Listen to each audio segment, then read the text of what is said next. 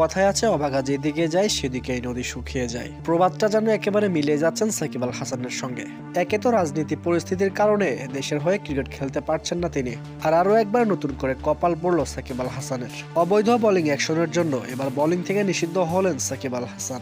হ্যাঁ দর্শক, সাকিব আল হাসানের বোলিং নিষিদ্ধ করলেন England and Wales cricket board. Illegal bowling অ্যাকশনের কারণে ইসিবির আয়োজিত কোনো টুর্নামেন্টে খেলতে পারবেন না সাকিব আল হাসান। এর আগে সেপ্টেম্বরে কাউন্ট্রিতে সারের হয়ে খেলতে গিয়েছিলেন সাকিব, আর সেখানে খেলতে গিয়ে প্রশ্নবিদ্ধ হন সাকিব আল হাসানের বোলিং অ্যাকশন।